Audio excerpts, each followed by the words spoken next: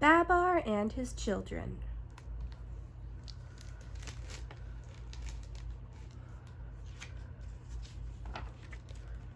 by Jean de Brunhoff.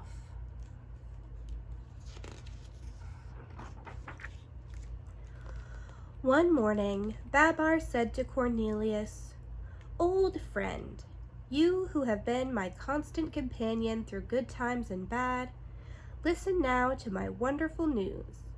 Celeste, my wife, has just told me that she is expecting a baby." Then, pointing to the footstool, he continued, "Here is a new hat for you, and also a message I have just written to my subjects. Take it and read it to all the inhabitants of Celesteville." After having congratulated and thanked Babar, Cornelius puts on his full dress uniform. Standing before the gateway of the royal palace, he tells his drummer to assemble the townspeople. Slowly, he unfurls the king's proclamation, puts on his spectacles, and reads in a loud voice. The elephants, gathered together in large numbers, listen respectfully. Here, reproduced exactly, is Babar's message, which Cornelius read. "Dear and loyal subjects, when you hear a salute fired from a cannon, do not be alarmed. It will not mean that another war has begun, but simply that a little baby has been born to your king and queen in the royal palace. In this way you will all learn the glorious tidings at the same time. Long live the future mother, your Queen Celeste, Babar." Babar is trying to read, but finds it difficult to concentrate. His thoughts are elsewhere. He tries to write, but again his thoughts wander. He is thinking of his wife and the little baby soon to be born. Will it be handsome and strong? Oh, how hard it is to wait for one's heart's desire. Celeste urges him to go for a ride on his bicycle to take his mind off the big event, and Babar finally consents. After having pedaled several miles, he finds a pleasant spot and decides to rest. Seated on the grass, he admires the surrounding countryside, Celesteville and Fort St. John. "It is from there that the cannon will be fired," he says to himself. At this very moment, boom, Babar hears the salute. "There it goes. What a shame that I wasn't at home," thinks Babar. He immediately mounts his bicycle and rides home as fast as he can pedal. There, up on the turret, the artillery captain of the King's Guard carries out the orders he has just received by telephone. He gives the command. One blank shot is fired, then another, and finally a third. The elephants gather in groups on the promenade and begin to wonder and ask questions. King Babar had only mentioned one shot. Why did the gunners fire off 3? Cornelius himself cannot understand it. Babar reaches home quite breathless from his fast ride. He also had heard 3 shots. He dashes headlong up the stairs, joyfully rushes into Celeste's bedchamber, and embraces his wife tenderly. She smiles and proudly shows him 3 little baby elephants. That explains everything. 1 salute for each child. 3 babies equals 3 salutes. But what a surprise to find 3 babies when you only expected 1. The old lady has 1 in her arms, and the nurse holds the other 2. Arthur and Zephyr are terribly excited. Babar has given them permission to come and see the babies. They walk in quietly. "Oh, how tiny," says Zephyr. "Oh, how cute," adds Arthur as he admires the baby lying in the cradle. Celeste had prepared only 1 cradle, so the nurse quickly makes another one out of a wash basket, a towel, and an umbrella. It is crude, but the babies are warm and sheltered. Here are the babies, settled now in the garden and asleep in a big perambulator. Babar and Celeste receive the congratulations of their friends. Almost everyone brings a gift. Poutiphar, the farmer, and his wife bring fruits from their own orchard. The hens offer some eggs, the gardener some flowers. The bakers present a huge cake, and Cornelius brings 3 silver rattles. Now Babar and Celeste have to find 3 names for their children. Of course, they had discussed this beforehand. Pom, Pat, or Peter? Julius, John, or Jim? Alexander, Emile, Baptiste? Alexander isn't bad, but what if it's a girl? Juliet, Virginia, or... We'll simply have to come to a decision about their names, says Celeste to Babar. I'd like our daughter to be named Flora. I'd like that too, says Babar. And as for the 2 boys, I think we might choose Pom and Alexander. After having repeated Pom, Flora, and Alexander in one voice, Babar and Celeste declare, that's perfect. Let's keep these names. Every week, Dr. Capelose puts the babies in his big scale and weighs them. One day he says to Celeste, Your Majesty, the babies aren't gaining fast enough anymore. You must supplement their feeding with 6 bottles of cow's milk, to which you must add a tablespoonful of honey. The little ones soon get used to the bottles. Arthur and Zephyr like to watch them drink. Pom is the greediest and the fattest. He is the one on Celeste's lap. He always cries when his bottle is empty. Flora is very good and lies in her cradle, playing with the rattle which Cornelius gave her. She throws it up in the air with her trunk. What a nice jingly noise it makes! She puts it in her mouth and sucks it. What fun! Suddenly, she doesn't quite know how, she swallows it. She chokes, gets purple in the face, and her trunk trembles. Celeste rushes to her. She grabs her, turns her upside down, and shakes her, but still the rattle won't fall out. Fortunately, Zephyr manages to pull it out with his hand. Flora is saved, but she cries most bitterly. Her mother tries to comfort her. Now the children begin to run about and play in their big sunny nursery. Babar often comes in to play with them. Today he sits Pom on the end of his trunk and bounces him up and down. It's like our game, Ride a Cock Horse. Cornelius hangs the ropes of a swing from the end of each tusk, and Arthur gently rocks Alexander back and forth. The boys have learned to walk before their sister. Flora will soon follow their example. She can stand up alone already. When the children are dressed, the nurse takes them out for a ride in their big carriage. They are still too young to walk very far. One day, Nurse says to Arthur, "It is colder than I thought, and we are not far from the house. It won't take me long to run back and get some sweaters, so my babies won't catch cold. Will you look after them for me until I come back?" Arthur is very glad to be trusted and proudly pushes the carriage. He pushes it 20 feet forward, then 20 feet back, and takes good care to avoid the stones. All of a sudden, he hears the soldiers parading.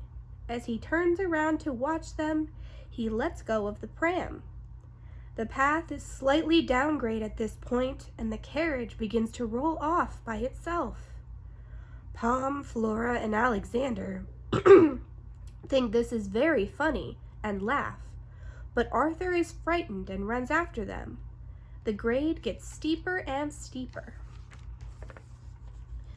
The carriage rolls faster and faster. Now the children are scared too. Arthur runs after it as fast as he can. Nurse comes back with the sweaters. Very much worried, she joins the chase. It looks as though the babies are in grave danger. Just a bit farther on, there is a bend in the road with a deep ravine on one side. The carriage must be stopped before the bend, or it will go straight on down into the ravine, and then the accident. Martha, the turtle, out for a stroll, has seen it all coming and understands the situation thoroughly. She hurries along on her short legs. Just as the carriage is about to topple over the precipice, she succeeds in throwing herself under the wheels. Suddenly checked while going full tilt, the carriage stops and almost turns over. Pom and Flora are jolted back against the hood, which saves them, but poor Alexander is thrown out head first. Nurse screams, and the rabbit runs away.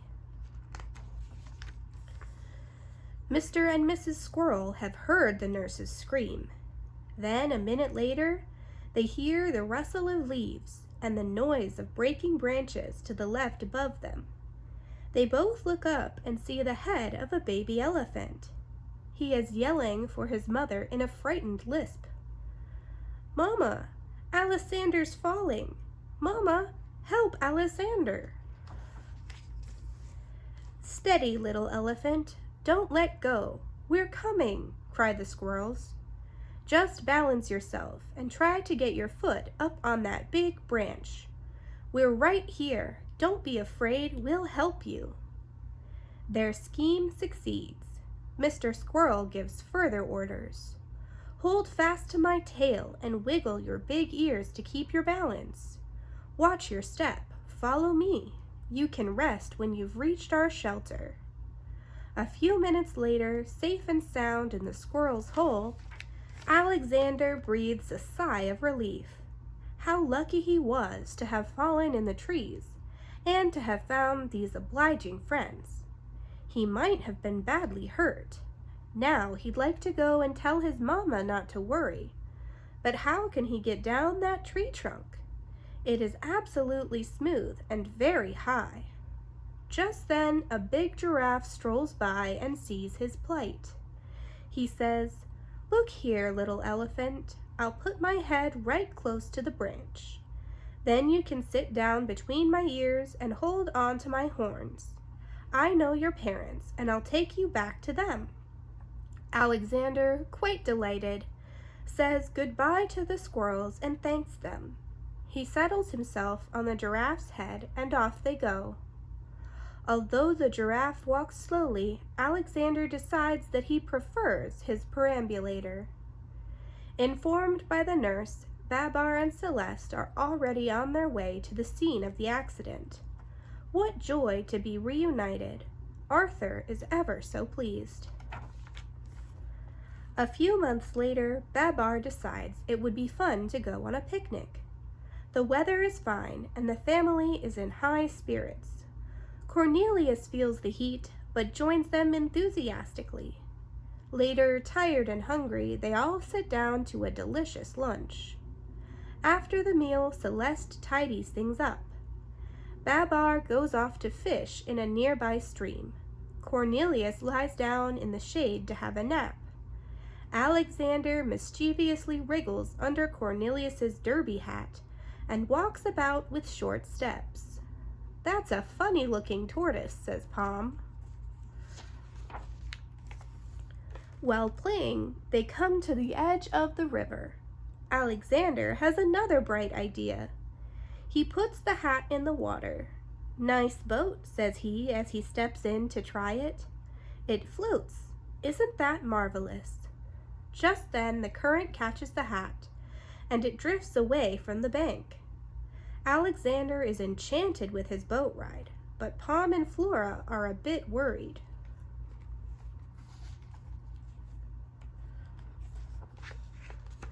How can they get the hat back to shore? Flora begins to cry. She runs off to call her mama, who was just beginning to wonder where the children could be. Pom runs along the bank calling, "Alexander, come back! Please, nice little ducks, oh please bring my brother back." But the ducks fly away. Suddenly, Pom gives a lusty yell. "A crocodile! A crocodile!" Alexander looks around.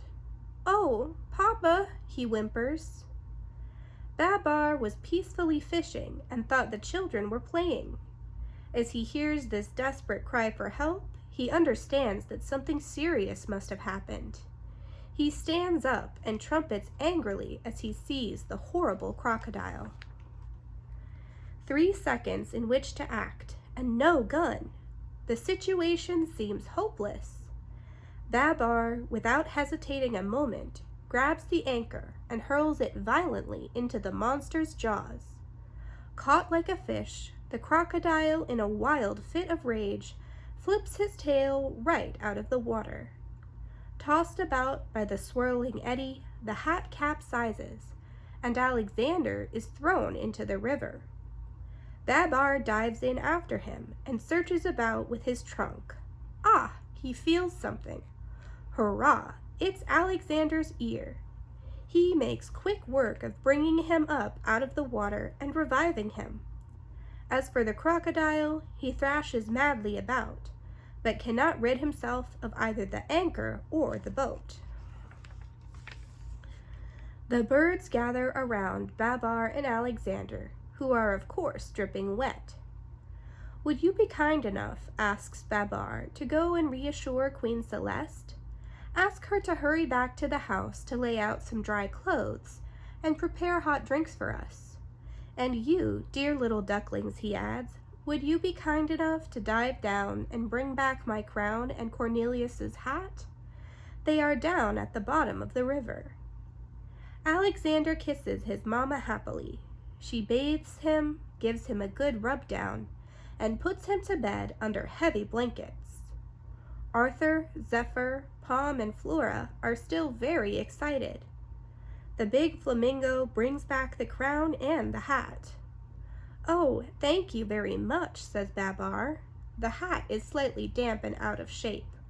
Cornelius, however, will be happy to have it back, because it is an old keepsake."